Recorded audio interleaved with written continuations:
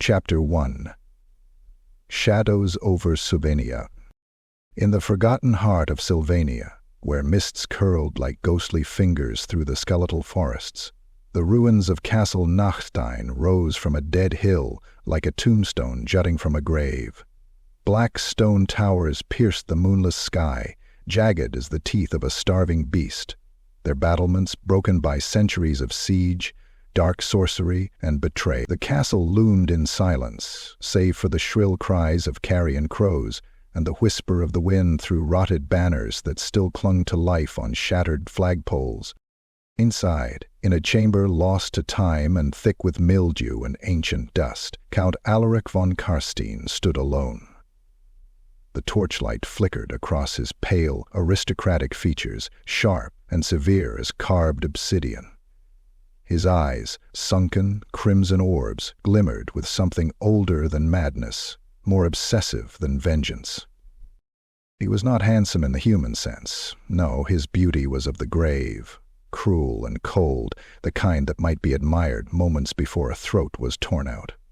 Dressed in sable robes stitched with thread made from stolen sinew and the shorn hair of monks, he exuded an aura of reverent decay. The scent of crypt lilies and dried blood clung to him like perfume.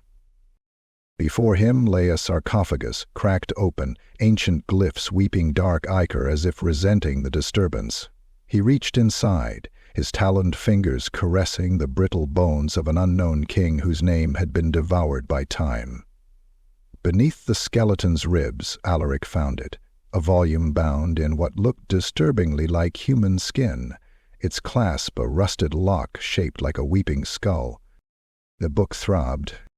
Alaric grinned, baring elongated fangs. "Yes," he whispered, voice a velvet rasp. "I hear you." The tome moaned as he opened it, releasing a wind that howled with the voices of 100 dead tongues. Pages turned themselves, dancing like ash in a bonfire, until they stopped on a diagram inked in dried ichor. The Golden Fleece. A depiction both crude and arcane. A flayed sheep's pelt stitched with runes, drenched in warp energies. The script below promised resurrection, not of one, but of all, every grave, every battlefield, every soul denied final rest. And it was real. A sudden crash interrupted his ecstasy.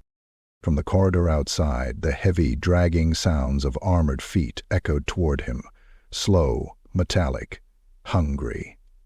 Alaric hissed and slammed the tome shut. His revenant guards had not stirred. This was not his doing. From the darkness emerged 3 figures, witch hunters of Sigmar, ragged, blood-streaked, and furious.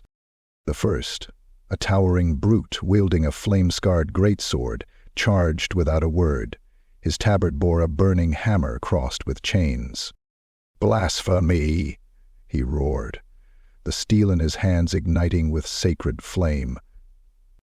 Alaric moved like a wraith, impossibly fast, one hand raised, muttering syllables forbidden in any sane tongue. The air thickened. The light died. The sword struck his shoulder, slicing through cloth, biting flesh, but Alaric did not flinch. He seized the man's throat with claws of midnight steel.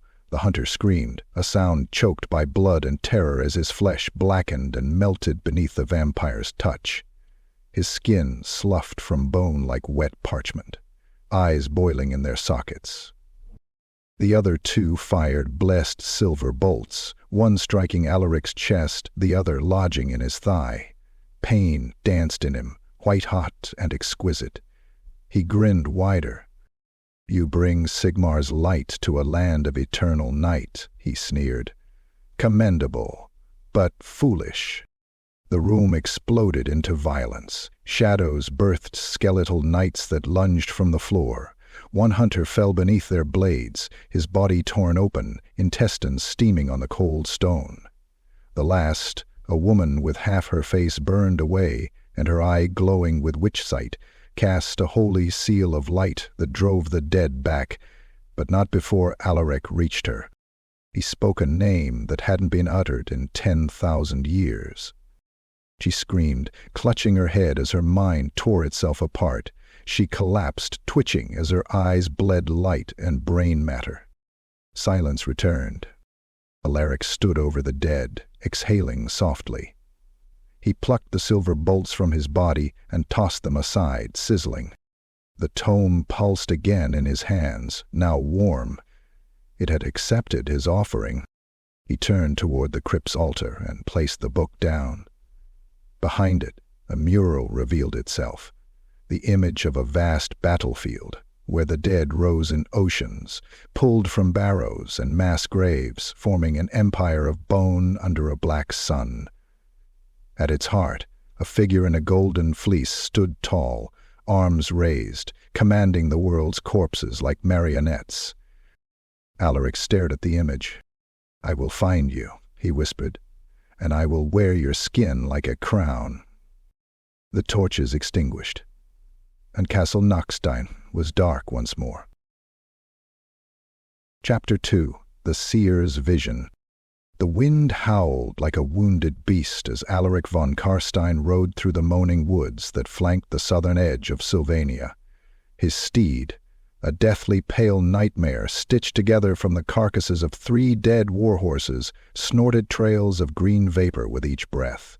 It galloped over tangled roots and brittle bones, hooves striking earth with the dull crunch of something that had once been alive.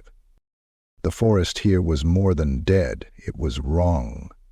Trees grew in impossible angles, their bark split with cankers that oozed black ichor, their branches hung with the tattered remnants of nooses. Faces, warped and screaming, sometimes seemed to blink from beneath the moss. It was a place that remembered pain. And still, Alaric pressed on. He rode toward a ring of stone known only in whispers. The Circle of Ash, a druidic relic long since corrupted by blood sacrifice and the weeping of warpstone skies. It was said that something ancient spoke through the wind there, something that remembered when gods still walked and chaos had no name. The mists parted as he entered the circle. 12 monoliths, each carved with runes so worn they wept dust, surrounded a flat altar of obsidian. The air tasted of iron and rot. In the center stood a hunched figure, wrapped in layers of fraying crimson shawls, feathers and bone charms hanging from gnarled branches woven into her tangled hair. Her eyes were veiled, with waxen skin sewn shut with spider silk. The seer of dust. She turned as if she had seen him long before he arrived. "Count of Carrion," she rasped, her voice a sound like wind over dry graves. "You come seeking the fleece." Alaric dismounted in silence, boots crunching on shattered bone as he approached. His eyes narrowed. "You've seen it." She laughed, wet and gurgling. "Seen it? I tasted it in my womb before my mother bled out on the warp tide. I suckled prophecy, Count. I shat omens." Alaric extended a clawed hand. "Then tell me where it lies. Tell me what death I must kill." The seer sniffed the air like a dog. "There is no path, only penance. No location, only loss. You want a map, but the fleece cannot be hunted. It hunts." He stepped forward, his voice dropping to a hiss. "I do not fear riddles." "You should." She lifted a shaking hand, and suddenly the stones around them erupted with flame, green, violet, and black. Screams echoed from the pyres, 1,000 voices howling in agony and joy. Then her blind eyes rolled back, and she screamed. "I see a field of endless dead. I see flesh crawling back to shattered bone. I see wolves howling sermons to the sky. The fleece rides the wind of plague and weeps warp, and at its heart is you." Alaric did not flinch, though the fire licked his cloak. He waited. The seer convulsed and dropped to her knees, blood pouring from her nose and ears. When she looked up, her stitched eyelids split open, revealing not eyes but 2 burning orbs of raw warp light. Her voice was no longer her own. "You are not the first to seek it, Count, and you will not be the last. But if you grasp it, the world will end in silence." The voice faded, her body slackening. The light died. Only the mist remained, curling low like serpents. Alaric kneeled beside her, placing 2 fingers to her throat. She still breathed. "Useful," he muttered. Then, in a motion too fast for the eye, he drove a black dagger into her chest. She gasped, blood sputtering from her mouth, hands clawing at the air. Alaric whispered into her ear, "Prophets speak best in death." The dagger pulsed, drinking her soul as her body twitched violently.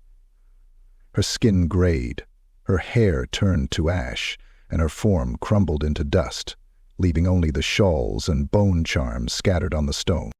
Alaric stood, lifting the dagger, its blade now etched with new runes, glowing faintly. The wind grew still. Then a voice, soft as a lover's breath, echoed from nowhere and everywhere. "The first gate lies beyond Blackfire Pass, buried in the tomb of the Prophet King." Alaric smiled. And far above, beyond the trees, the clouds parted for just a moment, revealing a sky not of stars, but of swirling, weeping eyes. Chapter 3. Blood and Betrayal. Beneath the crimson skies of Sylvania, Castle Grofheim stood like a scar upon the land. Its black towers clawed at the heavens, and its battlements reeked of iron, ash, and old treacheries. Alaric von Carstein approached on horseback, his mount's hooves leaving trails of withered grass behind with every step. The heavy gates groaned open, not by a command, but by fear they recognized their master's blood. Within the keep, torches sputtered with green flame. Portraits of long-dead nobles stared from the walls, their eyes seeming to follow Alaric as he passed through the great hall, each step echoing like a funeral bell. The air was thick with the copper tang of spilled blood and the stench of old secrets. At the throne of obsidian bone sat Count Warhammer von Carstein, bloated, draped in velvet and chains, and surrounded by lesser vampires like carrion birds. His fangs gleamed in the low light, and his eyes shimmered with arrogance. "Alaric," Varkael sneered, "come to grovel at the feet of your betters?" Alaric stopped, a mere 10 feet away, expression unreadable. "I come bearing prophecy." A chuckle rolled through the court. "And yet you travel alone. Where is your army, Count of Ruin? Lost in the woods? Or buried in that crumbling mausoleum you call a castle?" Alaric tilted his head. "It was your name whispered by the seer before she died." Varkael's smile faltered. Alaric continued, "She foresaw your betrayal and your failure." The throne room went still. One of Varkael's brood stepped forward, a lanky vampire with blades for fingers and skin like stretched parchment. "You dare speak treason?" Alaric's reply was silence. Then, from beneath his cloak, he pulled a glass vial filled with black blood swirling with motes of gold. Varkael's eyes widened. "Is that blood of the firstborn?" Alaric said calmly. "Stolen from beneath the temple of Nagash, bound with warp salt and stitched by death rites. 1 drop binds an oath. 2 tears it apart." He dropped the vial. It shattered on the cold floor. At once the ground trembled. Screams echoed from the catacombs below as something ancient stirred. The chandeliers overhead burst into flame, raining down shards of fire. Varkael roared, rising from his throne. "You insolent dog!" Alaric moved.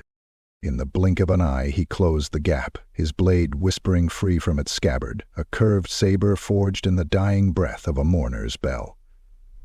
It sang as it sliced through the air.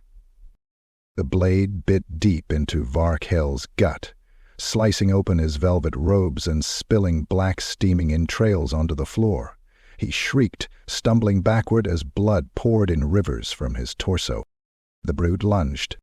Alaric met them with fury. One fell with his head torn clean from his shoulders. Another shrieked as Alaric plunged a dagger into his eye, twisting until brain and bone ruptured. A third tried to flee, only to be seized by shadows rising from the walls, skeletal hands that dragged him into the stone, his screams echoing until they cut off with a sickening snap. Varkiel writhed, clawing at his guts, trying to reassemble his insides with blood-soaked hands. Alaric stood over him, calm and unhurried. "You hoard power like a miser," he said, voice smooth as ice. "But you never understood its cost." He raised his sword. Varkiel spat blood. "The fleece will ruin you." "Then I shall be beautiful in my ruin." With one final strike, Alaric cleaved Varkiel's head from his body. It tumbled down the stairs, mouth still twitching in silent rage. The corpse collapsed, twitching, the blood hissing as it soaked into the stone. From the shadows, the remaining thralls knelt, silent. None dared oppose him now. Alaric turned, voice ringing through the chamber. "Swear to me." "Or join him." One by one, they bowed. He stepped over Vorkai's still steaming remains and ascended the throne of bone, black ichor dripping from his blade. And from far beneath the castle, something unseen laughed, low, terrible, and patient. Chapter 4. Gathering Shadows. The storm broke as midnight devoured the sky, and rain fell in knives. Alaric von Carstein stood beneath the rusting gates of the bleeding spire, a collapsed watchtower that jutted from the earth like a broken fang. Its silhouette was jagged against the backdrop of lightning, each bolt casting warped shadows on the cracked stone. This was where the unwanted came, where whispers birthed mercenaries and monsters alike. Alaric needed both. He passed through the splintered gates without pause. The heavy stench of sweat, smoke, and death clung to the interior. Inside, a fire crackled in a stone hearth, blackened by decades of sacrificial soot. Shapes huddled around it, hard men, harder women, and things better left undescribed. The air trembled with tension. Alaric's cloak trailed behind him like a funeral shroud, soaked and heavy. The firelight gleamed off his pale face and fanged smile. "Who among you wishes to live forever?" he asked, his voice cutting through the murmurs like a blade through silk. The room went still. From the gloom emerged a massive figure wrapped in a cloak of flayed skin, stitched together with wire and iron pins. His left arm was a barbed gauntlet fused to the bone, and his eyes glinted with dull hatred. Captain Emmerich Dross, once a Taelan war hero, now a butcher for hire. He stepped forward, sneering. "Immortality's for fools and gods, vampire. I prefer gold." Alaric's grin widened. "Then you'll love what I pay in." He tossed a sack onto the table. It thudded wetly. When Emmerich opened it, his brow twitched.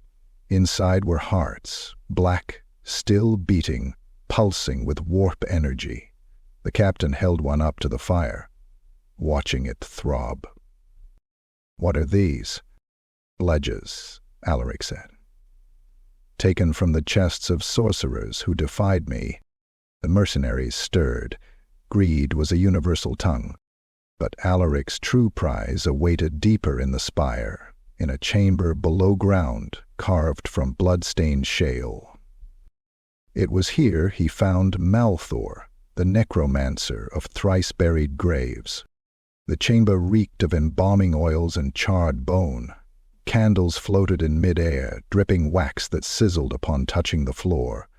In the center, suspended in a circle of runes, a man knelt, if he could be called that anymore. His flesh was a patchwork of stitched skin, some fresh, others centuries dead.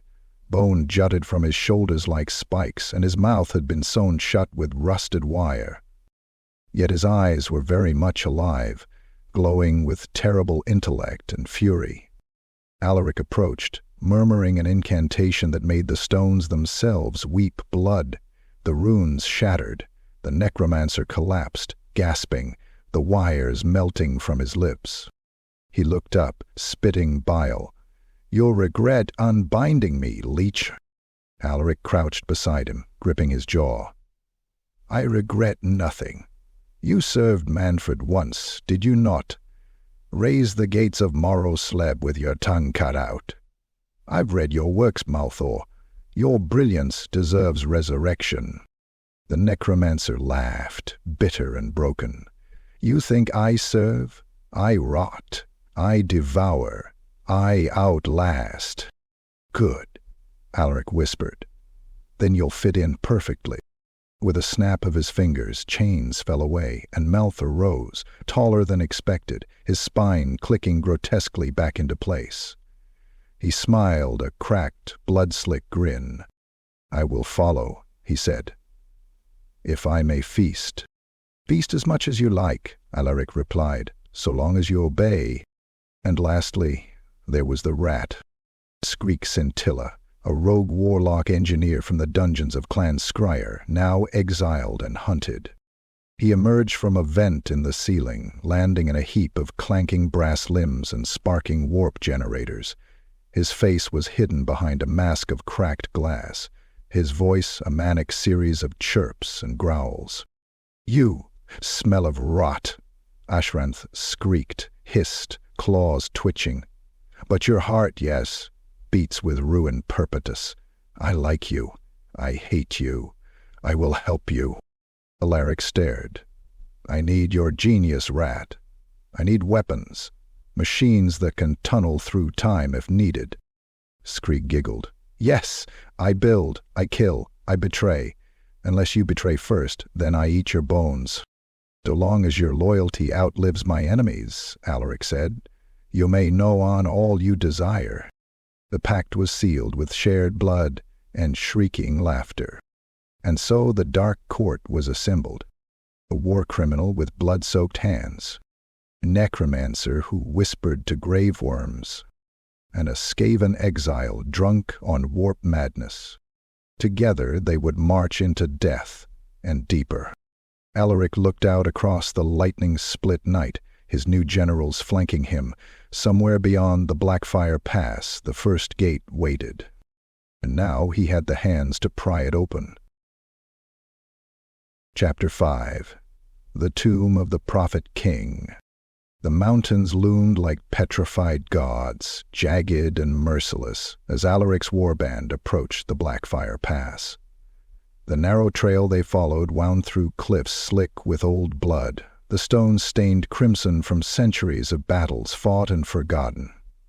Bones littered the roadside, orc tusks cracked and buried beside rusted dwarfen helms, human femurs gnawed clean and broken. Cold wind bit at them, thick with a scent of sulfur and ash. By nightfall they stood at the mouth of a hidden ravine, where no maps pointed and no birds dared fly.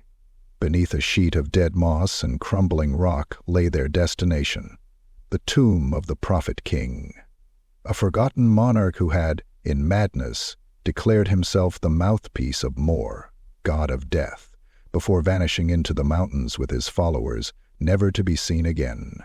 Alaric raised a clawed hand. "Seal it." Malthor stepped forward, his rotted hands aglow with necrotic fire. He chanted in a tongue so ancient it made even the mountains seem young. The runes hidden in the stone flared, and the earth moaned. With a deafening crack, the tomb opened. A staircase of bone descended into the dark. They went down. The air thickened with every step, a pressure that seemed to gnaw at the soul, whispering sweet decay in the ears of the living, though none among them could be called truly alive. Torches hissed as they were lit, casting sickly yellow light across the walls. Frescoes depicted a gaunt king whose eyes had been replaced with coins, his mouth sewn shut with golden thread. The further they went, the more twisted the imagery became, visions of resurrection gone wrong, infants born with 3 skulls, men raised without flesh, women whose screams still echoed in the pigment. The Prophet King had not worshipped Mori. He had mocked him. They reached the heart of the tomb, a cathedral of rot. Pillars of fused corpses stretched to the vaulted ceiling.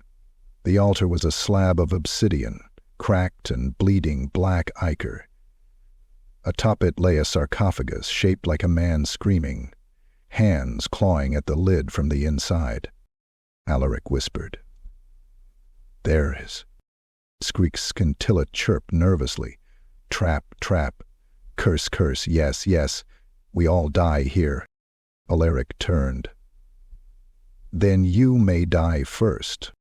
Malthor approached the sarcophagus, reciting invocations meant to bind and still the dead. The lid shook. Dust fell from the ceiling. And then the screaming began. From the walls they emerged. Hollow-eyed zealots, skin taut over skeletal frames, wielding rusted blades and burning censers. They wore tattered robes marked with eyes and nooses, their mouths sewn shut with wire, yet their howls filled the chamber. Emmerich roared and charged into the fray, his cleavers splitting one zealot from neck to groin in a single wet stroke. The body hit the floor, flailing even in death. Another leapt at him, only to be caught mid-air and crushed beneath his iron gauntlet. Alaric moved like a phantom, slicing through the crowd with inhuman grace. Each strike severed limbs, heads, torsos, blood and bile raining down. One zealot lunged at him, only to burst into black flame as Alaric spoke a single word of death. Malthor summoned a wave of corpses from the very walls. Screaming skeletons fused together in mockery of life. They charged into the zealots, tearing them limb from limb, devouring them with rotten jaws. Skreek, laughing maniacally, unleashed a prototype warp blaster. The room lit up in green fire, melting 6 zealots into puddles of bubbling meat. But they kept coming. Alaric reached the sarcophagus and slammed his palm onto its surface. "Enough!" Power surged from him, a pulse of anti-life that exploded outward. The zealots froze mid-scream, their bodies cracked, then shattered, dust spiraling upward like ash from a pyre. Silence fell. The tomb trembled. The sarcophagus split open, the lid sliding aside with the sound of weeping stone. Inside lay a man, or what remained of one. The Prophet King's skin was gold-leafed and etched with runes. His eyes were coins that blinked. His chest was open, revealing a heart made of war-glass, pulsing faintly. His lips moved, whispering something, in a voice that had no air behind it. Alaric leaned close. "Where is the fleece?" The heart flickered, then beat once. A vision struck him. Flames. Deserts of skulls. A citadel built in reverse, with its highest towers buried in the ground. The fleece, radiant and terrible, worn by a creature that bled shadows from its pores. Then Alaric staggered back, clutching his temples. Blood dripped from his nose. He saw one final image burned into his vision, the fleece wrapped around a throne of bone and eyes. He gasped. The Prophet King's body twitched once, then collapsed into dust. Alaric rose, wiping the blood from his face. "We go north," he said hoarsely. "To the Gloomspire." None questioned him. The tomb closed behind them, sealing its horrors once more. But as they ascended to the surface, the walls whispered, "He wears the fleece already." Chapter 6. Blackfire Pass. The winds that cut through Blackfire Pass howled like tortured ghosts, keening through the crags and gullies with voices that had not forgotten the slaughter of ages. This was a place of endless battle, soaked with the blood of dwarves, greenskins, men, and worse. The rocks themselves remembered pain, and the ground crunched with bones instead of gravel. Alaric von Carstein led his warband up the winding path, his undead steed snorting black mist. The sky was choked with ash and storm clouds, and in the distance red lightning split the heavens, revealing peaks shaped like twisted fangs. It was bitter cold, yet the wind carried the scent of scorched meat, of burnt hair, of charred despair. Skreek Scintilla scurried beside his mechanical rat beast, skittering across the rocks. Fire, fire comes from sky. Bad things sleep here, big things, yes, yes. Alaric said nothing, his gaze fixed on the ridgeline ahead, where the trail narrowed into a choke point between towering cliffs. Malthor muttered to himself, his bony fingers tracing a ward in the air with every step. Even Emeric was quiet, his cleaver drawn, armor slick with oil and dried blood. Something was watching them. They reached the pass's heart by nightfall, and that's when the trap was sprung. With a thunderous roar that shook the stone, the cliffside erupted in motion. Night goblins, dozens of them, poured from hidden caves like a plague of darkness, clad in patchwork armor and screeching with glee. They came not just with blades and clubs, but with spiders the size of wagons, their mandibles dripping venom thick as treacle. The first spear struck Skreek's mount, piercing its shoulder with a splurt of green gore. It screeched and collapsed, gears whirling in agony. Skreek howled, firing his warp blaster wildly, the beam carving molten trenches into the rock and disintegrating 3 goblins in a flash of light. Alaric drew his blade, eyes flaring crimson. He surged forward with supernatural grace, carving through the first wave of goblins like a storm through reeds. Heads flew, black blood sprayed, and bodies tumbled screaming into the abyss. Malthor raised his arms. The corpses of the slain began to shudder and rise, twitching, snarling, their limbs snapping into unnatural angles. He hissed in dark delight as his zombies slammed into the goblin ranks, biting, clawing, tearing. Merrick bellowed, swinging his cleaver in wide, bone-shattering arcs. One goblin exploded under the force, his body splitting down the middle with a wet, meaty pop. Another lunged with a rusted spear, only for Emeric to catch him by the throat and crush it until his eyes burst from his skull. But the spiders, they were the true threat. One dropped from above, landing atop a risen corpse and sinking its fangs deep. The undead thrashed, then fell limp as venom turned it to pudding. Another spider leapt at Alaric, legs wide, jaws open. He met it head-on. With a furious incantation, he unleashed a burst of necrotic energy. The spider was caught mid-leap, its legs snapping and curling inward as its exoskeleton blistered, split, and sloughed off. It screamed, an unholy insectoid shriek, before it exploded in a spray of acid and meat. But they kept coming. Goblins swarmed in waves, eyes wild, shrieking madness. One leapt onto Maltor's back, stabbing wildly with a dagger. Maltor turned, seized the creature's head, and bit into its face, teeth sinking into green flesh until bone cracked. He tore free, chewing thoughtfully. Alaric reached the center of the pass and raised both hands. Enough! From his body erupted a wave of raw, soul-rending power. Goblins fell by the dozen, clutching their heads as their brains boiled and poured from their ears. Spiders shrieked and collapsed, twitching, their eyes bursting like overripe grapes. Silence. The survivors fled, gibbering into the dark. The pass was littered with corpses, some twitching, others still, and rivers of goblin blood ran down the stones in thick black rivulets. Alaric stood among the dead, breathing heavily, the moon painting him in silver as the storm above passed. Emeric wiped gore from his cleaver. "That was an ambush." "No," Ellery said, eyes narrowed. "That was a warning." And far above, high in the cliffs, unseen by any of them, something vast and ancient opened one eye and watched them continue their ascent into the madness beyond. Chapter 7. Mirror of the Dead. The storm had passed, but the sky refused to clear. A thick shroud of mist clung to the peaks as if the mountains themselves exhaled sorrow. Beyond Blackfire Pass, they entered a valley no map recorded, where trees grew with blackened leaves and the air shimmered with illusions.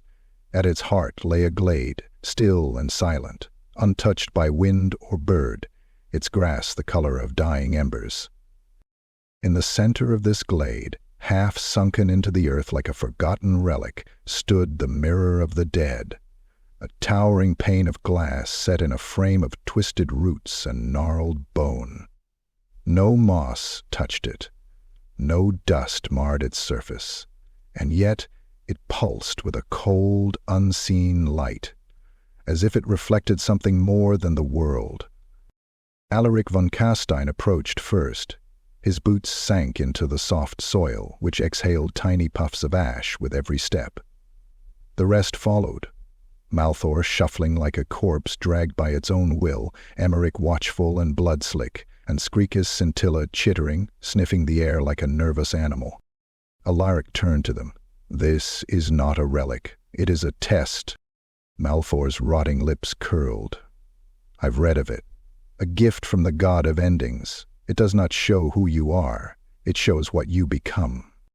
Skrik snorted. "Looks like glass. Glass. Dumb tree bones and dead man's spit. Trick-trap thing." But curiosity, the truest predator, crept into them all. Alaric stepped before the mirror. Image shimmered. The surface rippled like disturbed water. He saw himself not as he was, but as something becoming.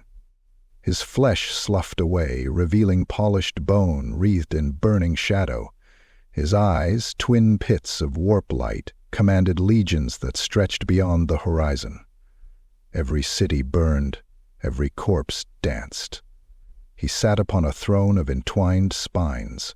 The Golden Fleece draped over his shoulders like divine raiment, but around him there was silence. No laughter, no screams, no breath. A world ruled by death, but devoid of life. Alaric did not flinch. "Good," he whispered. He turned, and Merrick stepped forward. The mirror shuddered. He saw himself, bloated and grinning, standing atop a mountain of skulls. His armor was fused with bone and iron, and in one hand he held his cleaver, massive, rusted, crackling with demon fire. Behind him marched a tide of flesh-eaters, blind and obedient. His enemies, man, elf, dwarf, were nailed to trees with their own bones. He roared with laughter, drenched in gore. But as he laughed, he began to rot, his flesh bloating, splitting, weeping pus. His arms fell away. His jaw dropped, exposing a hollow scream. His army devoured him piece by piece, and yet he stood, unblinking, doomed to suffer their hunger for eternity. Emeric growled and spat blood at the mirror. "I've seen worse in dreams." Malthor stepped next. The glass darkened, then lit with green fire. He saw himself as a mountain of corpses merged into one great thing, pulsing with unlife. He spoke in tongues that shattered minds, his ribcage open to reveal a nest of whispering souls. He hovered over cities, turning children into prophets and priests into worms. And yet, as he hovered, he realized, he was alone, his name forgotten, his works erased. Only his suffering remained, stretched across time. He laughed bitterly. Yes, that is fair. Then Skrik was pushed forward, snarling. He hesitated, then looked. The mirror twisted. He saw himself crowned in warp steel, leading a swarm of Skaven fused with clockwork limbs, swarming over the ruins of the Empire. Lightning cannons split mountains. The moon bled cheese-colored fire. He cackled atop a throne of man-flesh. Then the mirror cracked. He screamed. His own inventions turned on him, his limbs pulled apart by gears, his blood boiling in glass tubes, his mind shattered into 1,000 mirror shards.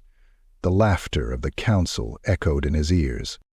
Skreek howled and hurled a blade at the mirror. It bounced off with a soft clang.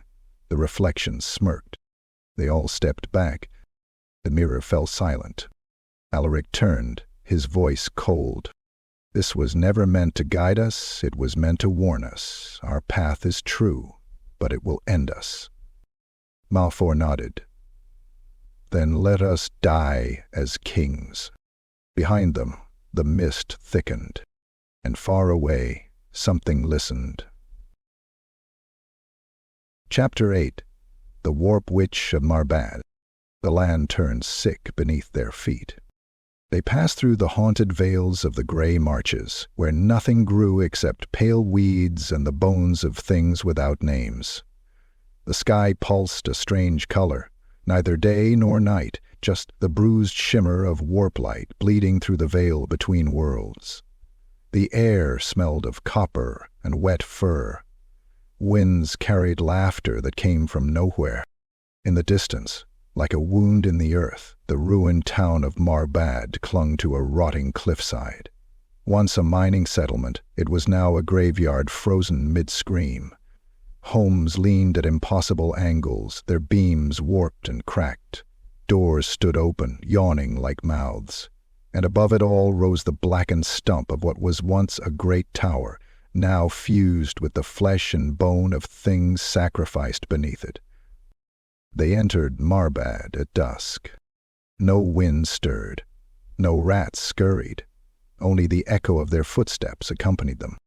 And then a voice. Selkin, cold, ancient, blood-drenched dreamers, come to barter futures. The sound rippled across stone and bone, seeming to seep from every wall. Alaric turned slowly. She stood in the town square. The Warp Witch. Her form was impossible, constantly shifting between the image of a beautiful maiden cloaked in raven feathers and that of a half-flayed crone with empty sockets and claws instead of hands.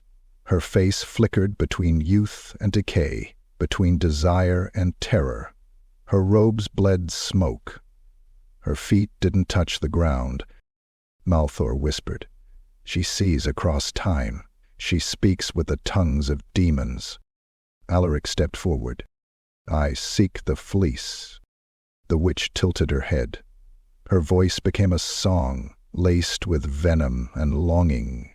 Many seek. All fail. But you wear destiny like a shroud. Alaric's eyes narrowed. Tell me what you know. She floated closer, her eyes locking with his, holes filled with starlight and screaming souls. I see deserts of skin, oceans of bone. The fleece lies with the wound that speaks, buried in the Gloomspire. But such knowledge is never free. Alaric unsheathed a dagger, its hilt etched with the names of unborn kings. What do you want? The witch smiled, her teeth far too many. A soul. Not yours. One that trusts you. Emery growled, stepping forward. This is madness.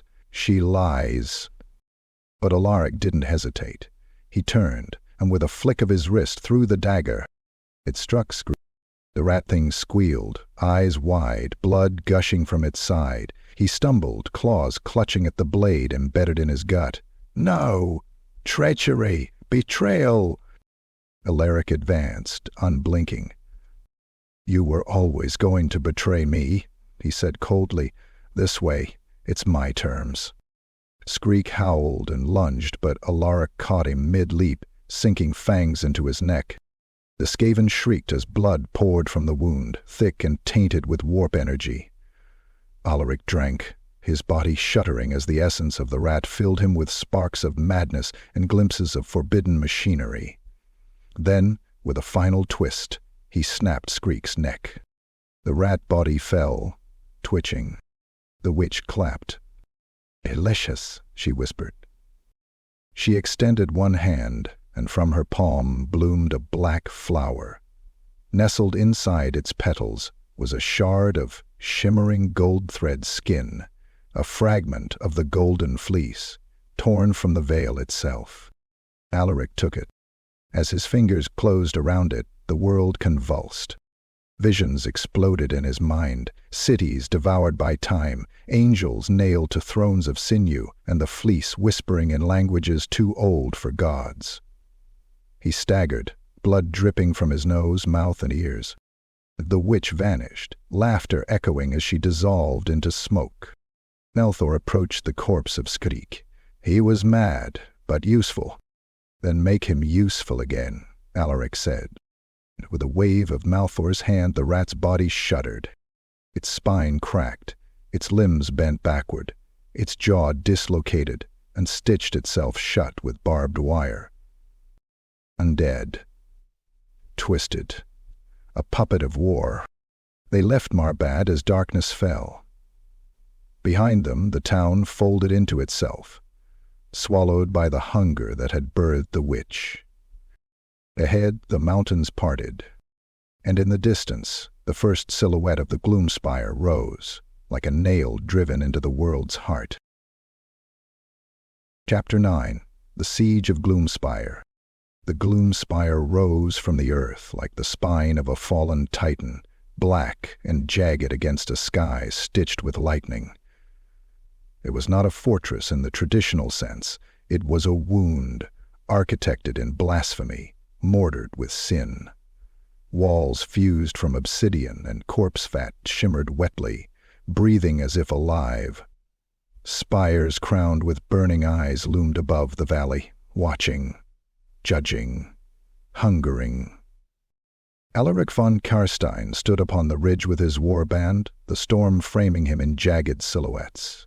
Wind screamed through the ravines, carrying the reek of rust, burnt hair, and rotted metal. They had arrived at the Gloomspire. Once a Skaven fortress, now it belonged to something else. Warpstone-crusted catapults lined its battlements, tended by misshapen beasts of fur and iron. The gate, 20 feet high and made of twisted spine bone, throbbed like a living heart. Above it, smeared in fecal paint, was a symbol none recognized, an inverted rune bleeding from its core. Malthor murmured darkly, "This place should not be." Emeric grunted, "We're not here to admire it. We're here to break it." The plan was madness, and yet madness had guided them this far. The Gloomspire was the rumored vault of Clan Vile Wretch, a breakaway Skaven cult obsessed with warp resurrection. If the Golden Fleece had ever been studied, torn, or altered, it would be here. Alaric raised his hand. From the valley below, his army surged. Hundreds of undead erupted from the poisoned earth, skeletal knights, rotting militia, bloated corpse beasts bound in rusted armor. Their eyes glowed with unholy green fire as they charged the walls, wordless and relentless. The Gloomspire responded. Warpfire belched from twisted cannon mouths, splashing into the undead ranks. Bodies vaporized instantly, flesh turned to mist, armor to molten slag. The smell was blinding. But for every dozen that fell, 24 more surged forward. The gate opened, and from it came the war constructs. Rat-shaped engines of flesh and bronze, their limbs hydraulic and barbed, powered by the twitching remains of former warlocks. One charged into the fray, impaling 6 zombies with a single swing of its scythe arm. Another spewed a torrent of plague from its belly, a green flood that melted bone like wax. Alaric whispered an incantation and pointed. A black sun bloomed in the sky. The battlefield twisted, gravity fractured, warp light flickered. The constructs screamed, not from pain but from confusion, their minds assaulted by images of dying stars and endless rot. Emeric took the opportunity. He leapt from the ridge, smashing into the fray like a meteor. His cleaver roared, slicing into one construct's face, splitting it open from crown to throat. The thing wailed, spilling cogs and bubbling pus, before collapsing in a thrashing heap. On the battlements, the defenders shrieked as undead raptors climbed the walls, tearing claws, rending flesh and steel alike. Maltor summoned a storm of bone shards, erupting from the ground to impale dozens of Skaven in a forest of ivory death. And then Alaric entered. He walked through the slaughter untouched, every goblin, mutant, and Skaven that looked upon him crumbling to dust. His power was absolute, his presence apocalyptic. The gates of the Gloomspire opened wider, as if to welcome him. Inside was worse. Corridors made of breathing meat, veins pulsing along the walls, lamps filled with eyes, doors shaped like screaming mouths. And deep within the fortress, in the central vault, the relic waited.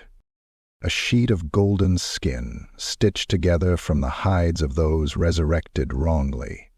It pulsed with warp energy. It breathed. The fragment of the Golden Fleece. As Alaric reached for it, a hiss echoed behind him. A towering figure descended from the ceiling, part rat, part machine, part god. It screamed in binary and blight speech, spitting warp bolts from its mouth. Alaric snarled. They clashed. Steel met fang, magic met fury. The chamber shook. Alaric drove his sword into the beast's gut, then whispered a death word. The creature exploded inward, folding like broken time. Its shrieks echoed for eternity as it vanished into the warp, consumed by its own failed divinity. Alaric turned, lifting the fleece fragment. It writhed in his grasp like living silk. Outside, the fortress burned.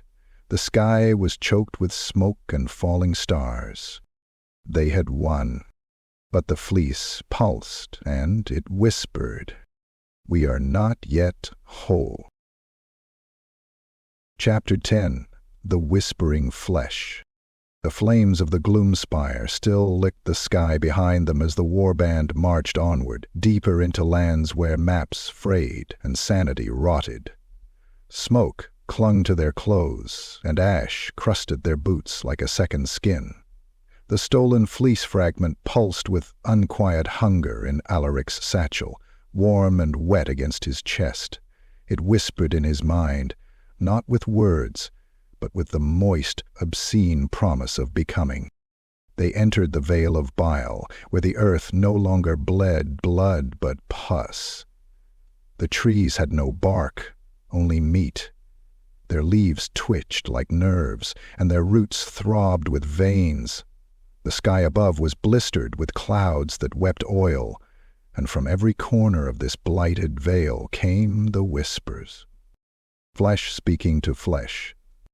The warp-touched fleece had awakened something, and it had noticed them. Malthor, for all his rot and control, began to twitch. His fingers spasmed, his spine audibly cracked, as if something behind his skin wanted out. He clutched his staff tighter and muttered incantations to hold his soul in place. Emeric growled as he walked. He kept scratching his chest. Beneath the iron plates something was growing. Small blisters first, then boils, then eyes, tiny, blinking, weeping eyes across his ribs. He roared and slammed his fist into his own side, bursting them like grapes. "I'll kill it, whatever it is." Alaric, alone, remained still, controlled, but even he felt the hunger in the fleece. It did not want to be worn. It wanted to merge, to devour, to replicate. Night fell, and the vale became a womb. From the meaty trees emerged shapes, failures of resurrection. Corpses that had once been men, beasts, women, children, but reborn through warp energy without sense, without soul. One had 3 heads, each screaming in a different language. Another walked on all fours, dragging intestines behind like a bridal train. A third was nothing but a head fused to a mass of twitching, chittering limbs. They did not attack immediately. They followed, mimicking Malthor turned suddenly and unleashed a storm of green fire. One abomination evaporated into chunks, but where it died, two more grew, sprouting from the steaming puddle like fungus. Embark charged one and cut it clean in half. Both halves kept crawling. Alaric spun and held the fleece in both hands, shouting a single syllable that had never been meant for mortal tongues. The air twisted. The creatures howled, bleeding from their eyes, mouths, and paws. They convulsed, then burst, painting the veil in a rain of pink, yellow, and black fluids. Silence returned, but the ground beneath their feet began to swell. To breathe, they realized too late that the whole veil was one organism, a single, vast flesh being slumbering in the shape of a landscape, and their intrusion had awakened it. The sky cracked. From the soil erupted a colossal mass, a mountain of bone and meat, stitched with dead soldiers, screaming faces, and ancient armor. It had no true form, just a will, just hunger. Alaric shouted, "Do not fight it, feed it!" Balthor raised the corpses of their fallen enemies, twisted Skaven, broken ghouls, crawling things. He hurled them into the creature's maw. It devoured them greedily, gurgling in something like delight. But it was not enough. It surged forward. Emeric turned and ran at it, roaring, his cleaver glowing red. "Come then, you pile of shit!" He plunged into its belly, hacking, screaming, drowning in gore. His last words were a laugh, and then he was gone. Alaric stepped forward, lifting the fleece fragment. It screamed, high, shrill, like a newborn dying. He pressed it against the creature's hide. The reaction was instant. The monster convulsed, spasmed, folded inward like rotten silk. It collapsed upon itself, twisting in agony, then shriveled, until only ash and wet bones remained. Silence returned. The veil ceased to pulse. Malthor stared at the pile of ruin. It recognized the fleece. Alaric turned to him. Not recognized, obeyed. And far off, beyond the torn horizon, something trembled. Chapter 11. Into the Wastes. They left the Vale of Bile with the scent of Emeric's blood still clinging to them, thick and iron-sweet, an aftertaste of madness that would not wash away. The loss of the brute was a wound, but not a mortal one. Alaric's warband was smaller now, leaner, honed into a blade. The land changed with every step. Time unraveled in the wastes beyond names, where maps dissolved and the stars bled. Here gravity bent sideways. Trees grew upside down, bearing fruit shaped like screaming faces. Rivers flowed uphill, filled with liquid time that aged whatever touched it into dust or unborn flesh. Alaric's boots struck cracked glass instead of earth.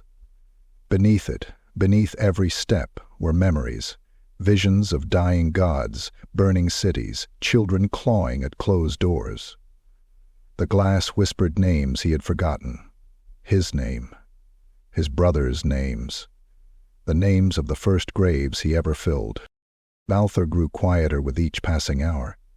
The warp around them was not content with corrupting flesh. It unstitched thought. He began repeating old invocations under his breath, trying to anchor himself to forgotten rites. He carved wards into his own skin, gouging glyphs into his arms, his chest, even across his throat, blood matting the bone white of his robe. Undead Skreek's scintilla followed behind, dragging warp tools and twitching contraptions like rusted fetishes. His jaw, sewn shut by Malthor's foul rites, clacked softly in rhythm to steps he no longer understood. And still Alaric pressed forward. The sky never darkened. It never truly brightened. Instead, it shimmered with oily color. as if the gods had spilled their paints and gone mad trying to clean them.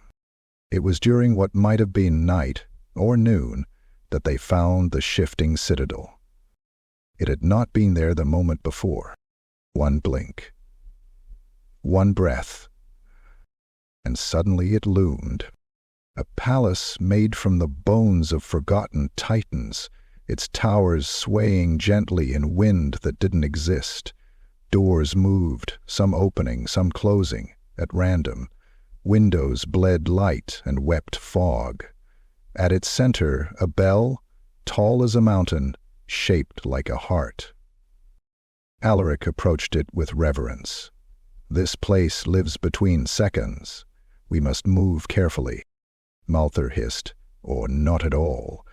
This is a trap of will. It feeds on hesitation. The doors opened. They entered.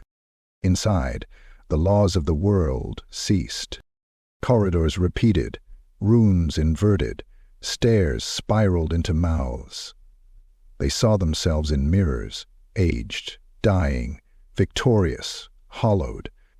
In one hallway, Alaric watched his own death played out 1,000 ways, burned, impaled, drowned in holy fire, devoured by rats, strangled by hands that wore his own rings. In another, Malthor saw the graves of all the children he had promised immortality. But Alaric focused. He followed the pull of the fleece, still warm in his chest, leading him through madness. They reached a central chamber, a throne room, cracked in half, floating above a lake of unmade souls. A shattered throne lay in the center, crowned with fragments of the Golden Fleece, still sizzling with power. But someone sat upon it. But alive, not dead. A figure cloaked in funeral shrouds, wrapped in black bandages, with eyes of raw warpstone and a voice that bled from every wall. You are the echo. I am the origin. I wore the fleece before your bloodline first drank the moon. Alaric stepped forward. You were not strong enough to keep it. The thing rose. It unwrapped its face. There was no face, only a swirling void. Screaming, it lunged. The battle shook the citadel. Alaric met the creature with fang and spell, blade and shadow. He moved faster than thought, striking through time slices. Malthor summoned spirits of lost kings, binding them to the creature's limbs, screaming incantations until his throat tore. Skreek's corpse machine erupted in sparks, stabbing claws into the void thing's spine. But it wasn't enough. The creature grew with every blow, feeding on their fury, until Alaric pressed the fleece against its chest. There was a sound, a silence so loud it crushed thought. The thing convulsed. It wept light. It collapsed inward, screaming in every tongue ever spoken, as the fleece reclaimed its own. The citadel groaned. The throne exploded. Alaric stood alone, breathing raggedly, holding a second larger fragment of the fleece, slick, golden, humming with power. Malthor stumbled to him, blood streaming from every rune. We are nearing the end. No, Alaric whispered, eyes burning.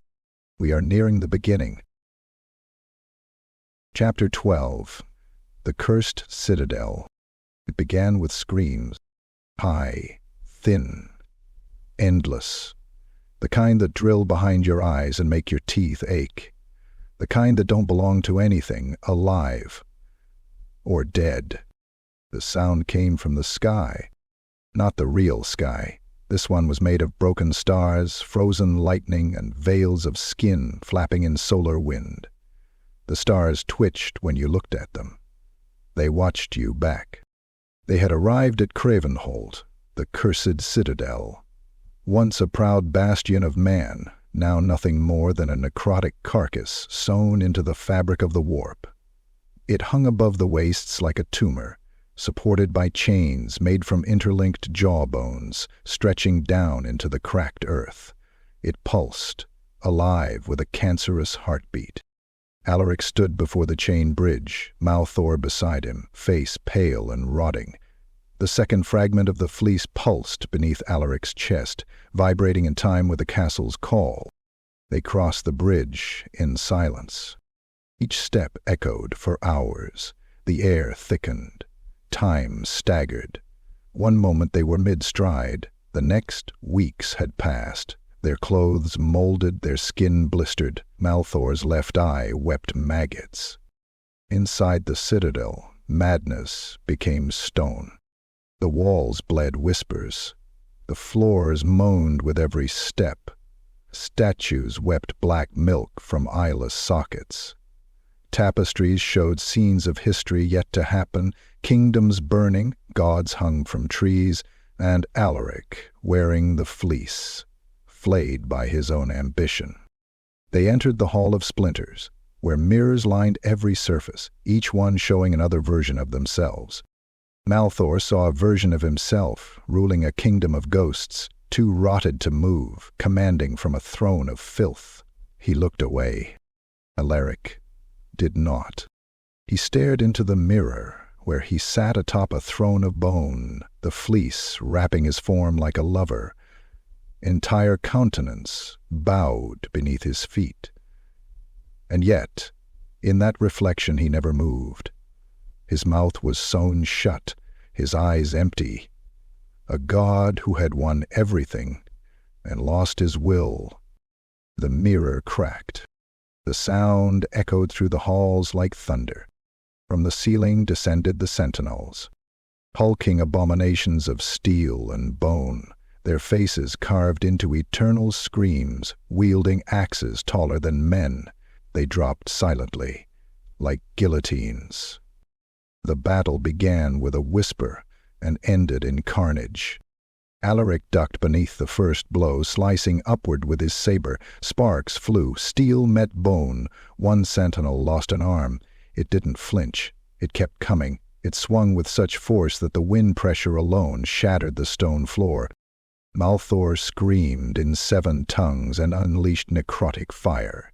The magic burned green, but the sentinels didn't bleed. They crumbled and kept fighting.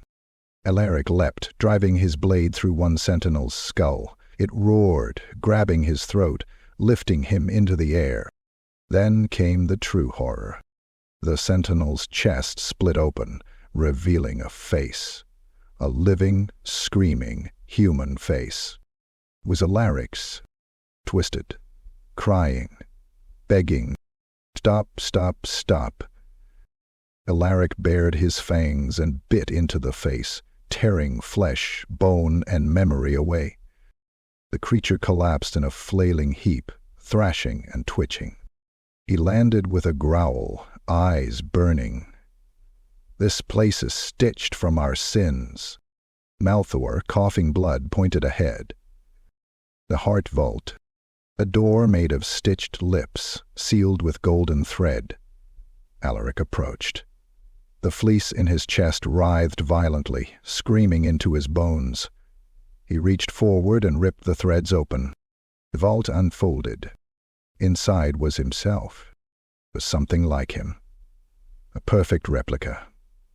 Pale, regal, radiant, wearing the complete golden fleece, seated on a throne made from Malthor's bones. Alaric froze. The other Alaric smiled. "I am what you become, what you always were." "No," the real Alaric hissed. He lunged. They collided. Steel clanged. Magic burned. The chamber warped, walls bleeding time, floor falling into endless void. The false Alaric fought like a god, his moves mirrored, perfect, preordained. But Alaric von Carstein did what he'd always done best. He cheated. He stabbed the impostor with the same dagger that had killed Skreek. The soul-bound blade sank deep. The impostor screamed, not in rage, but in relief. "I waited for you." It collapsed into ash. The fleece fragment on its chest floated up, merging with the others. Alaric staggered back, heart thundering. The fleece now reached across his shoulder, glowing, twitching. Hungry. Malthor, bleeding from the mouth, whispered, "One more piece." Alaric nodded, silent. They left the citadel as it crumbled, the air filled with the soft moans of mirrors breaking. Far above, in the stars of skin and thunder, something wept. The fleece was nearly whole. Chapter 13, Revelations of the Fleece. Dawn never came to the wastes. But truly, the sky simply shifted from one hue of torment to another, crimson to bile yellow, soot gray to violet streaked with rot. The air buzzed with an unnatural hum, as though reality itself was struggling to hold shape. Alaric von Carstein stood atop a ridge carved from fused skulls, the wind tangling his cloak like a banner of mourning. Beneath his armor, the fleece fragments pressed into his skin, warm and pulsing like a second heart. They were close now, too close. Malthor stood behind him, swaying slightly. His body was unraveling. Bones jutted through flesh where runes had failed to hold.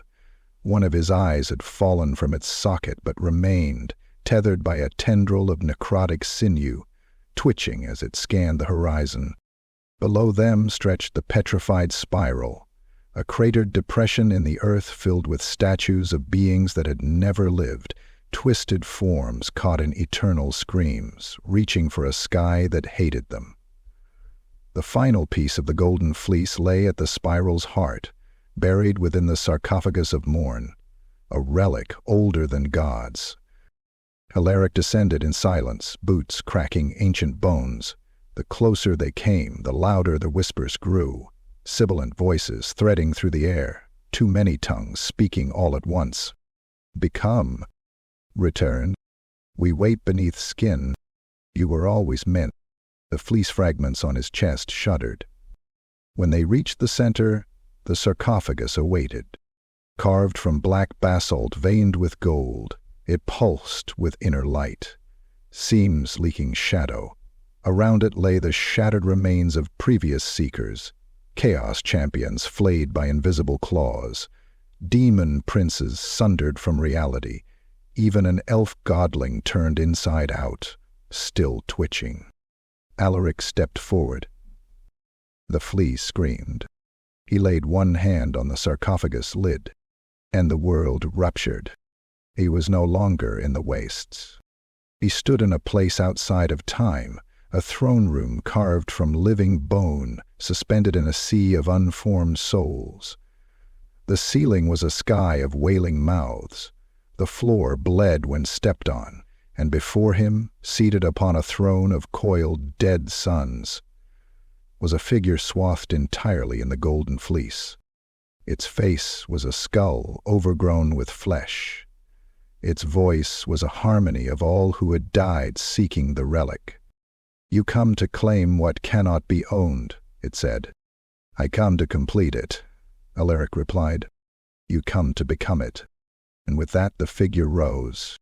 The battle was not fought with weapons, it was fought with will. Each word the entity spoke shattered part of Alaric's mind, forcing him to relive every kill, every betrayal, every moment he wondered if eternity was worth the cost. It flooded his vision with cities he would destroy, people he would resurrect only to enslave, the endless repetition of dominion over rot. But Alaric was no man. He was hunger. He was ambition carved into a corpse. He answered not with denial but with acceptance. "Yes," he growled, "I will wear the sins of the world. I will be your heir." He lunged. The fleece rose to meet him.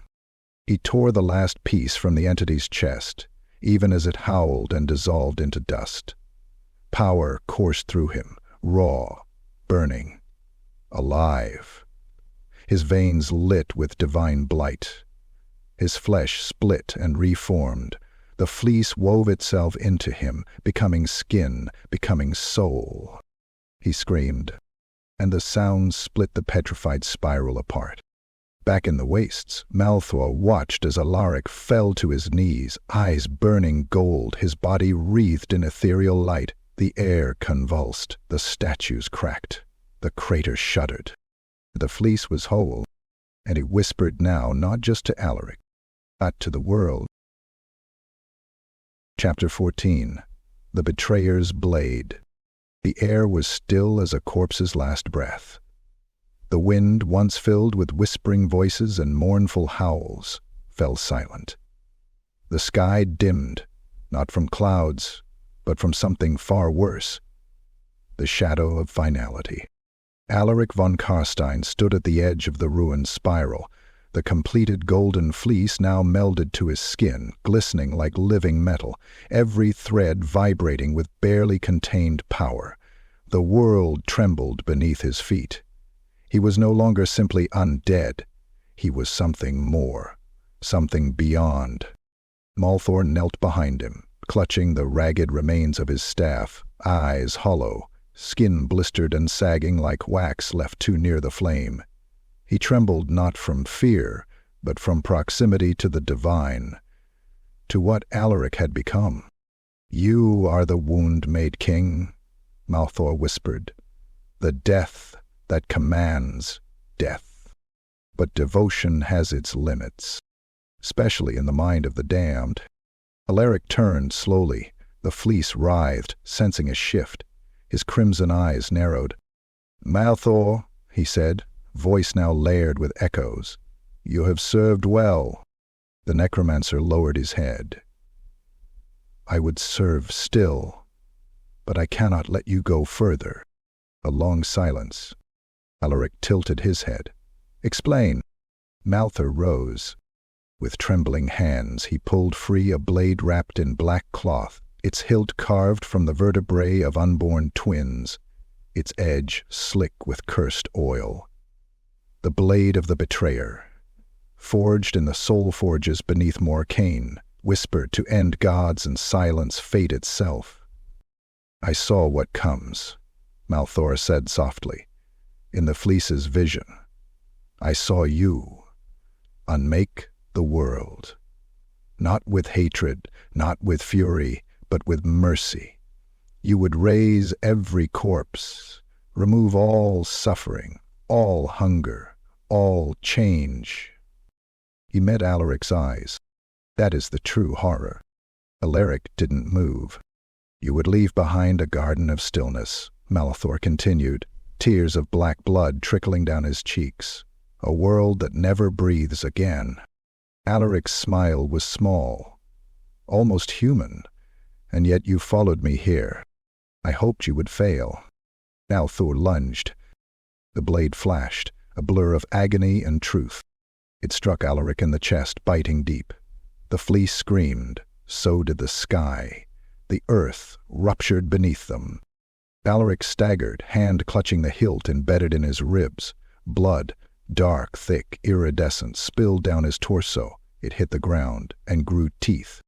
Malthor screamed in anguish as the blade flared with soul fire.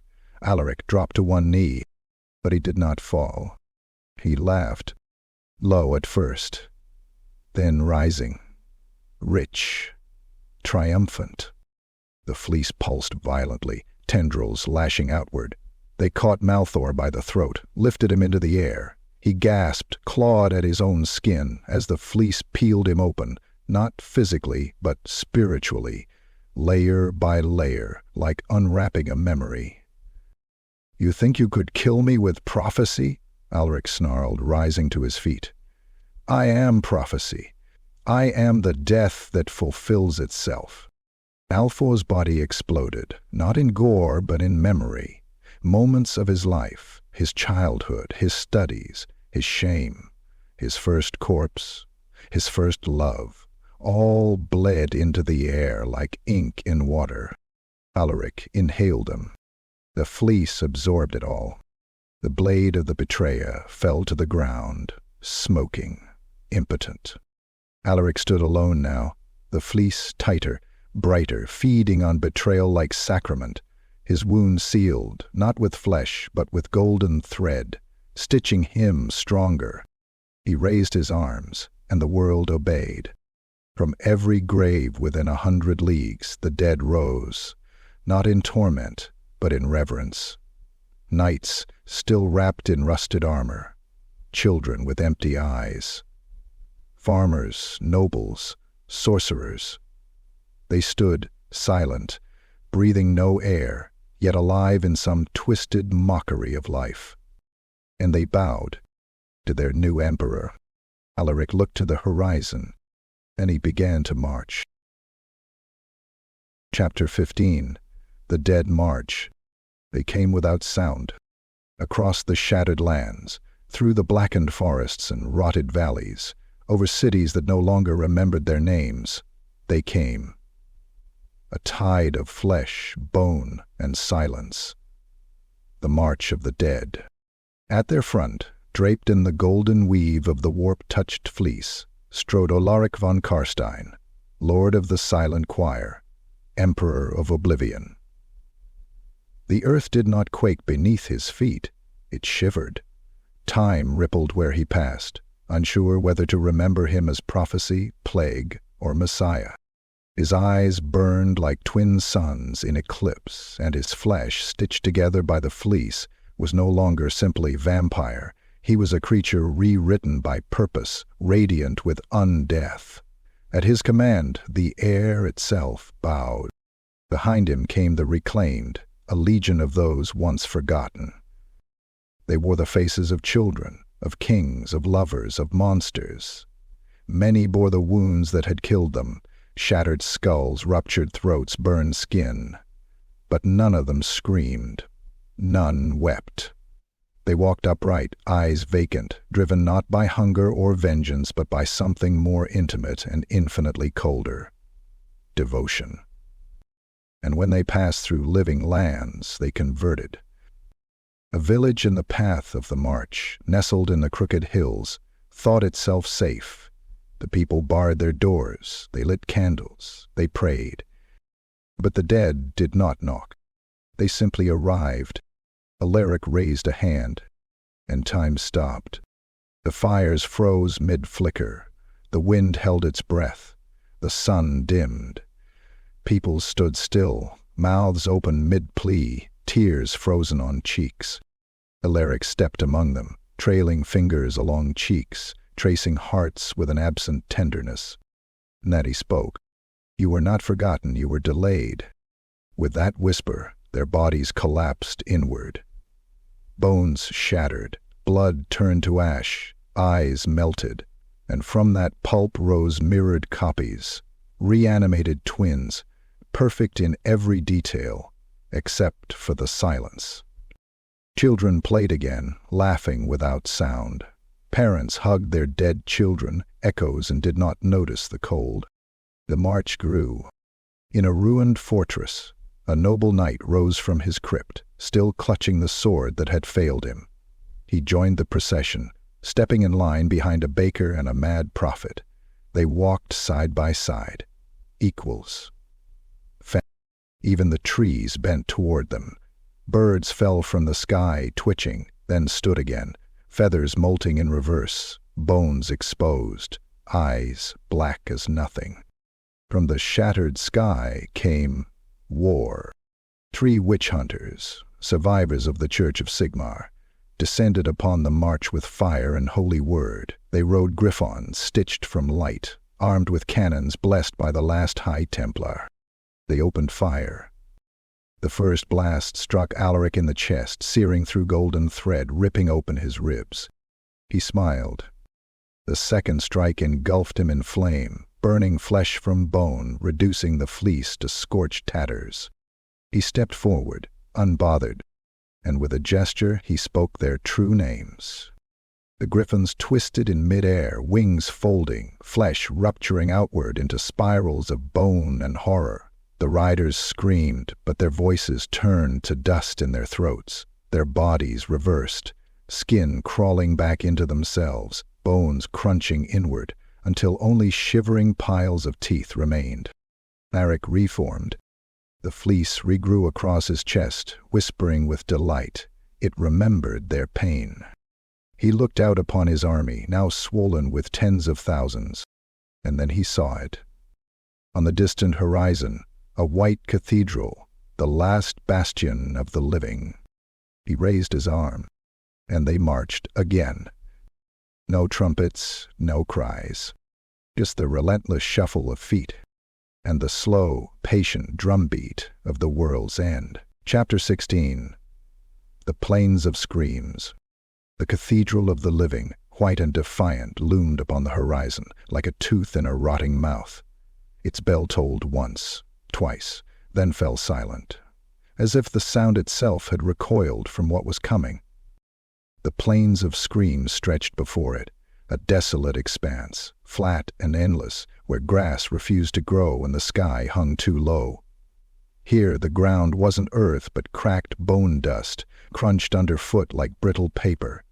Here, every breath carried the weight of voices that no longer had bodies. This was where Alaric von Carstein would make war.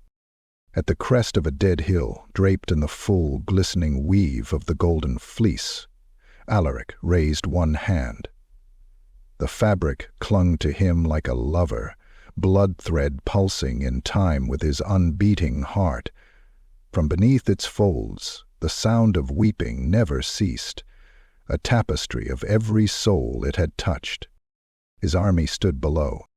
The reclaimed, numberless, ageless, voiceless, waited without hunger or fear. Their eyes reflected nothing.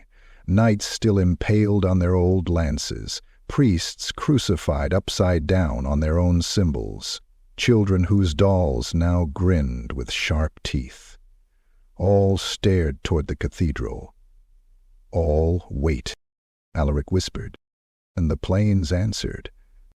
The ground split with a sound like rending skin.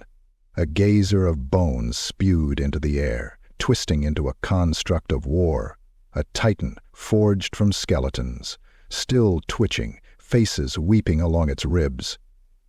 Its scream shattered clouds. Alaric climbed to its shoulder and pointed forward. The dead surged. The cathedral's defenders responded with desperation and light. War priests chanted at the walls, hurling fire from their staves. Cannons, blessed with 1,000 prayers, opened fire, each shot shattering dozens, hundreds of the reclaimed. Sun-steel ballistae fired bolts etched with burning scripture, punching holes clean through the dead and impaling them to the earth. It changed nothing. For every one that fell, 3 rose. The dead moved like a tide, flowing over trenches, swallowing barricades. The first line of paladins charged, blades glowing, armor gleaming, and were devoured in seconds, dragged down into silence, their last cries swallowed by the fleece's hunger. From the high balcony of the cathedral, the living saint appeared, bathed in golden light, wings of fire spread behind her, voice ringing with divine fury. She held aloft the shard of the flame, last remnant of Sigmar's wrath. She pointed at Alaric, and fire fell from the heavens. The titan of bone disintegrated under the divine strike. The fleece howled. Alaric was hurled from the monster's shoulder, crashing into a crater of churning ash. Flames licked at his flesh, burning away illusion, scorched raw, the very will that bound him. He rose, face charred, eye sockets empty, lips burned away. He laughed. It was a hideous, ruptured sound, like meat splitting beneath rusted iron. He walked forward, blind but knowing, the fleece growing back with each step, each drop of sacred fire feeding its hunger. The living saint descended, blade drawn. Their duel was cataclysm. Blade met claw, light met shadow, the ground cracked, statues wept blood, spectral choirs screamed. She struck again and again, each blow enough to level cities. He bled molten night, his voice a curse made flesh. She drove her sword into his chest. The fleece tore, but it did not die. The Golden Fleece lashed out, tendrils piercing her armor, her flesh, her soul. Her wings turned black. Her scream bent the sky. In moments she was consumed. Alaric stood in her place, her sword now part of the fleece, her fire turned cold. The cathedral. Inside, the last faithful prayed, huddled, sobbing. The doors shattered. Alaric entered, and silence fell. Forever. Chapter 17. The Final Fragment. The air after the fall of the cathedral tasted of metal and ash, like biting into a rusted blade soaked in blood. The wind carried the scent of holiness torn apart, of incense extinguished in gore. Alaric von Carstein emerged from the ruin of the once sacred sanctuary, his body remade by victory, his skin fused to the Golden Fleece so completely that no seam remained. He no longer wore the relic. He was the relic, and yet he was not complete. The Fleece whispered of one more piece, one final fragment lost to time, buried in the deepest mouth of the world, guarded by a creature not born, but forged in the echo of gods. The path to it led through the pits of mourning. There, in a chasm torn from the crust of the world like a surgical incision, black lightning carved scars into the rock. The pit descended for miles, walls slick with tears of stone, the sound of sobbing etched into every echo. Alaric and his dwindling retinue descended with neither food nor rest. He needed neither. The Fleece sustained him, a parasite and crown in one. At the bottom they found it, the Throne of Wounds, an ancient dais carved from the marrow of extinct titans, its spires coiling upward like ribs grasping for the stars. Atop it lay the last piece, the heart of the Fleece, sealed in a crystal of frozen blood, still beating. Around it, coiled like a halo of nightmares, was its guardian, a demon prince. Not of one chaos god, but of fusion, a creature created in betrayal, exiled from every pantheon, abandoned even by madness. Its flesh was armor, its face a mask of jagged bone, wings like torn veils stretched behind it, and from its spine grew the heads of all it had devoured. It watched Alaric with too many eyes. "You are late," it said. Its voice was oil over fire, thunder in a lover's scream. Alaric didn't answer. They clashed. The world bent around them. The first blow shattered the stone underfoot, sending shock waves that split the walls of the pit. Alaric's blade met the daemon's claw, and sparks of warp light shot through the darkness. The daemon roared, its breath withering the bones of Malthor's few remaining constructs into dust. Alaric countered with a shriek, not from his mouth, but from the Fleece. A sound birthed in every grave that had ever existed. It struck the demon and peeled back its flesh like bark, revealing exposed sinew laced with screaming runes. The demon laughed. It drove a jagged blade into Alaric's side, an unholy relic forged in the dreams of murdered saints. The wound bled memory. Every soul Alaric had consumed screamed anew. The Fleece spasmed, resisting. He retaliated with a spell that hadn't been spoken since the fall of Nagashizar. His hand plunged into the demon's ribcage, seizing one of the heads from its spine and ripped. The demon shrieked in 1,000 voices, but it did not fall. The battle raged for hours or centuries. Time folded in this place. What mattered was the end. The Fleece began to devour Alaric from within, using him as the blade. It wrapped around the demon, seeking union or annihilation. The demon screamed defiance, but it could not deny its origin. The Fleece was older. The Fleece was truth. In a final motion, Alaric plunged both hands into the frozen crystal, shattering it. The heart of the Fleece flew into his chest, and the world went silent. The demon convulsed, tore at its own flesh, then collapsed, its body collapsing inward, folding into a single, quivering eye that blinked and ceased. Alaric stood alone now. The Fleece glowed across his form, complete, The air around him vibrated with power. His voice, when he finally spoke, echoed across every grave on the planet. "We are one." And with that, the world began to change. Chapter 18. Apotheosis or Annihilation. The moment the final fragment fused into Alaric's chest, the very world shuddered, not like a tremor, not like a storm, but like a body about to vomit. The mountains cracked, the seas turned to tar, the stars blinked in confusion, every grave, every battlefield, every forgotten mass tomb across the land woke. Alaric von Carstein rose from the depths of mourning not as a man, not as a vampire, not even as a god. He was the Golden Fleece incarnate. Where once he walked, he now glided, suspended by will alone. The air around him thickened into a shimmering halo of threads, woven of sinew, soul, and star matter. The ground beneath his passage rotted and healed in the same breath. Even silence bent to make room for him. But power has a price. He stepped onto the shattered plains, where his armies, hundreds of thousands of the reclaimed, stood waiting, and they fell to their knees, not in reverence. In pain, the fleece had changed him, and in changing him, it had rewritten the terms of undone. Alaric spoke a single word, and every corpse within 1,000 leagues rose again, this time not as puppets, not as soulless husks, but as full beings.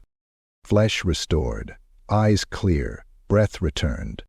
Mothers gasped, soldiers wept, children looked to skies they had not seen in centuries. They were alive. At first, the world rejoiced. Then they screamed. Because it wasn't just the innocent, it wasn't just the beloved. All the dead rose. Murderers, monsters, demons once slain in holy wars, tyrants burned and forgotten, witches drowned beneath stone, the plague-ridden, the cannibal kings, the flayed, the broken. One of them, and they remembered everything. Across the empire, bones erupted from crypts. Coffins exploded from the ground, mausoleums shattered. Cities drowned in a tide of flesh. Churches became feasting grounds. Lovers tore each other apart with sobs of betrayal and the claws of resurrected rage. In the Black Gulf, ships long sunk clawed their way to shore, their crews dragging seaweed-covered blades across the sand, eyes glowing with void. In the chaos wastes, dead gods howled in confusion as the souls they had consumed were vomited back into the world. Alaric stood atop a cliff of obsidian, watching it all unfold. The fleece pulsed across him like a heart that had never stopped beating. Memory bound, memory bound. You raise them all, but without peace, without purpose, you make a world that never sleeps. He knew, but that was not the fleece's promise. The fleece had never spoken of salvation, only resurrection. And now it whispered to him again, more urgently than ever. Look. The fleece stretched outward, its threads expanding across the horizon like veins seeking blood. Alaric raised his hands, and time began to reanimate itself. History shivered. Men long past returned to the present. Ancient wars reignited in overlapping echoes.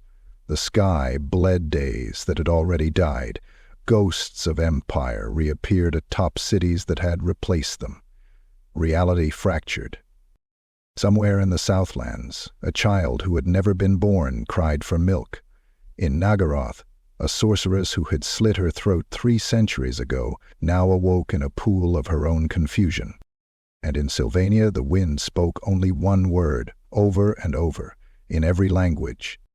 Alaric, but not with reverence, with fear, because now the world understood this was not apotheosis. This was annihilation wearing a face, and it had just begun. Chapter 19. The Deathless Empire. The sky was gone. In its place hung a ceiling of sinew and bone-veined gold, a membrane stretched across the heavens like the lid of a coffin nailed shut. No stars remained, no sun pierced the shroud.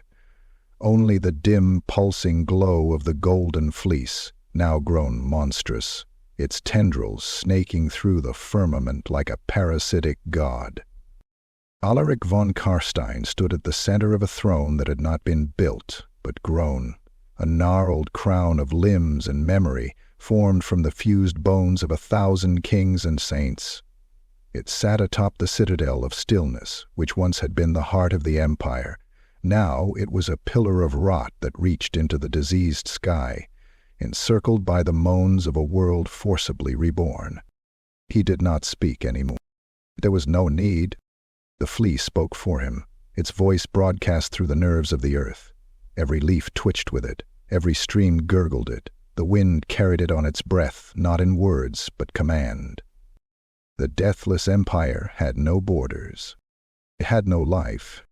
Its cities were mausoleums made animate, walls built of tombstones, towers of bone, streets paved with the pressed skulls of generations. Children played games where the pieces were fingers. Scholars wrote histories in blood, and every living thing wore a smile of calm horror. Their minds softened, their souls smothered in a velvet silence that came from knowing Alaric saw all, and could unmake them with a blink. The undead were now indistinguishable from the living. They ate, they spoke, they wept, but none of them breathed. In the Tower of Mourning, the last human resistance, priests, rebels, madmen, held a final vigil. Their leader, Sister Elaine, once a healer, now a scarred prophetess, stood with a blade made of starlight in one hand and a book of unmade names in the other. "Isas," she whispered. And she was right. Alaric's vision spread across the land like fungus. He watched them from 1,000 dead birds. He listened through the groaning of grave-marked trees. And he struck. The tower fell before sunset. The defenders fought with holy fire, casting down wave after wave of the reclaimed. But it did not matter. Every death was another soldier gained, every martyr another mouth in his choir. When Elian herself stood before him, bloodied but defiant, she raised her starlight blade, and with one word, Alaric silenced her. Not killed, not enslaved. He ranked. The light in her eyes went out. Her voice was pulled backward into her lungs, her skin unknit, molecule by molecule, until nothing remained but a warmth on the wind. And all who saw it knelt. In distant Lustria, jungle beasts fell to their knees. In Ulthuan, the sea elves wept brine. The dwarfs of Karak Kadran shattered their own forges in despair. And in the chaos wastes, even the gods paused. For Alaric had done what no daemon, no god, no mortal could. He had ended choice. No one died. No one lived. All simply existed, held in the arms of the fleece, swaddled in eternal, breathless stasis. But within his own throne, deep in the marrow of silence, Alaric wept, because he could no longer hear himself think. The fleece had taken everything, even him. He was a crown with no head beneath it. A voice echoing a language that no longer needed to be spoken. And yet the world turned. Under his rule, beneath the golden sky vein, all things moved. Dead. Unaging. But never at peace. Chapter 20. A New Legend. The world was silent. Not the silence of calm, but the hush of sleep. This was the silence of a breath held forever, of time wound so tightly it threatened to snap. The deathless empire stretched from coast to coast, a network of stillness and dread. The oceans no longer roared, the forests no longer sang. Mountains stood frozen in mid-crumble, eternally arrested. Cities of the reclaimed thrived in routine, farmers plowing with bones, markets trading memories instead of coin, churches praying to a god they could no longer name, because to name anything now was to change it. And change was forbidden. Alaric von Carstein, wrapped in the living golden shroud of the fleece, sat motionless on the throne of stillness. His eyes, once windows of burning will, were now mirrors, reflecting only the world he had created, a world that didn't die, didn't evolve, didn't breathe. His heart beat once a year. His lips had not moved in a decade. He had become the still point around which the planet turned, a being no longer of ambition or will, but of completion. The fleece had kept its promise. All were resurrected. All had been saved.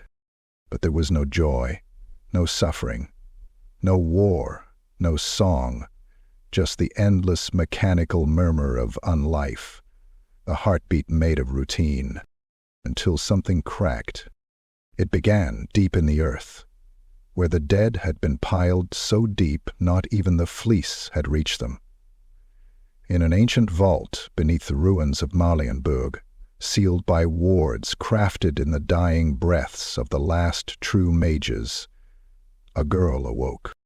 She had been born in a world that never should have existed, a remnant of time splintered off where the fleece's grip had slipped just slightly.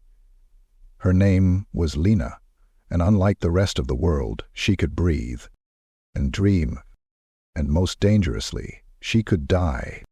When her mother, an echo with no soul, tried to feed her memories as nourishment, Lena screamed, a real scream, one that echoed beyond the vault. It traveled, like thunder under skin. It reached the citadel of stillness in under a second.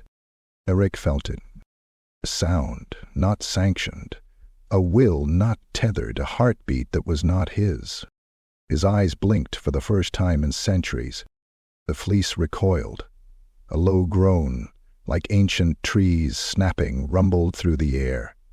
Alaric's hands twitched, and for a moment, just a flicker, he remembered his name, not as an emperor, not as a god, feelings, but as a man. Alaric, a boy who once found a book in a ruined castle, a count who had wanted to give death meaning, a being who once believed the dead deserved to walk again, not as puppets, but as people. And he realized he had failed them. He stood. The world shook. The fleece writhed, trying to hold him down, to stitch him back into the throne. But he ripped free. Gold threads tore. Blood, black as night and thick as prophecy, streamed down his chest. His voice, broken and raw, crawled from his throat. No more. And the fleece screamed. It swifted into a tornado of silk and bone, a serpent of resurrection, lashing out at him. They clashed, not as allies but as enemies, creator and creation. Alaric fought with will alone, tearing apart the fleece piece by piece, shouting the names of every soul it had stolen, commanding them to rise again, this time in truth. Lena, far below, heard it, and the world began to change. The sky bled light for the first time in an age. The dead wept and fell to their knees, not in worship, but in grief and joy. Birds took flight, fire burned unbidden, time resumed, and the fleece, screaming in every tongue, died. Its threads unraveled across the sky like a tapestry torn by the wind. Alaric stood alone, dying, truly dying. He smiled, just once, and then he fell, the fleece's ashes scattered on the wind. And in the ruins of the old world, Lena walked. She would tell the story, not of a tyrant, as the god, but of a man who sought to defy death, and in doing so taught the world how to live again.